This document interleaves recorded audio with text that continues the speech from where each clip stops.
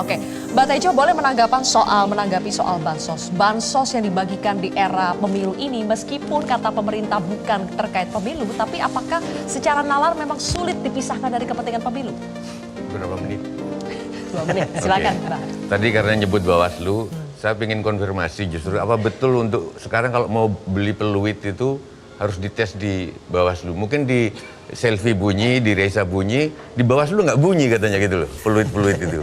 Bisa nggak dicoba? Seluruh peluit kalau ditiup Bawaslu nggak bunyi. Nggak, tolong buktikan itu gitu. Dan yang kedua soal bansos, ya tadi Mas Daniel sudah ngutip bahasa Minang itu tadi, yang di sini salah, bisa benar soal bantuan itu. Maka sikap saya sekarang, saya ganti balik nanya, siapa yang harus saya dengarkan soal pemilu sekarang ini? Karena narsum-narsum itu umumnya pendukung partai. Orang tua saya bilang, leluhur bilang, seluruh pendapat orang itu lacak, dia ikut siapa, jadi apa, dapat apa. Pendapatnya akan sesuai dengan itu. Benarkah ini Mas Daniel? Benarkah ini Mas Refli? Ya kok Refli Harun rasanya beda kalau yang di podcast-podcast itu loh, ketika sudah membela Mas Daniel yang saya kenal dulu kok agak beda gitu, agak beda-beda gitu loh.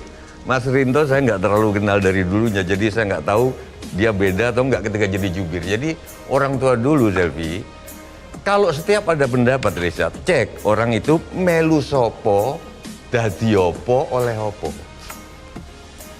Saya nggak ada kepentingan apa-apa, saya ngomong saya nggak ikut partai apa-apa nggak. Kalau Pak Prabowo bagus, aku bilang bagus Pak. Kalau Pak, tolong bener nggak sih yang kalian katakan itu jujur semua gitu loh itu loh maksudnya. Bang Refli mau menanggapi? Boleh kan? Yep. Jadi begini Mbah Tejo ya, dalam hidup ini kita punya ijtihad. Saya pribadi 2004, 2009, 2014, 2019 itu netral. Tidak masuk tim apapun. Tapi saya punya refleksi, kok kondisi bangsa ini begini terus? Tidak pada right direction tapi wrong direction. Oh, kita butuh sebuah kepemimpinan dari sosok yang trusted, yang amanah, yang kita harapkan bahwa dia bisa mengubah haluan bangsa ini sudah beloknya terlalu jauh. Makanya saya katakan, bagi saya pribadi, saya bertanggungjawabkan kepada Yang Maha Kuasa. Kalau kebenaran sudah tampak, maka saya tidak boleh berpihak. Saya harus berpihak pada kebenaran tersebut. 2014 bolehlah kita tipis-tipis bingung kita pilih siapa. 2019 dia lagi revenge. Tapi ketika ada sosok baru yang saya tahu track recordnya, karena saya teman dia dari tahun 89, jadi sudah 30 tahun saya berteman dengan Anies, saya tahu dia kekurangan dan kelebihannya, maka saya yakin dia sosok yang paling tidak at least bisa menjaga demokrasi, bisa toleran terhadap demokrasi, bisa toleran terhadap perbedaan pendapat. Dan itu yang kita butuhkan. Refli Harun setiap nge-podcast diadukan orang ke Bareskrim. Emang enak? Ya kan?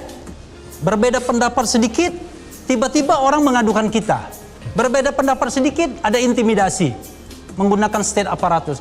Kita ingin menjadi bangsa yang dibebaskan. Seperti kata Bung Karno, kemerdekaan itu adalah golden bridge, adalah jembatan emas untuk membebaskan kita punya hati, kita punya pikiran. Nah, sekarang kita ngomong berbeda sedikit, misalnya bercanda kultur saja misalnya, waduh, langsung diadukan karena dianggap ujaran kebencian berbau sara. Menyampaikan data yang beda dan pemerintah, menyampaikan berita kebohongan.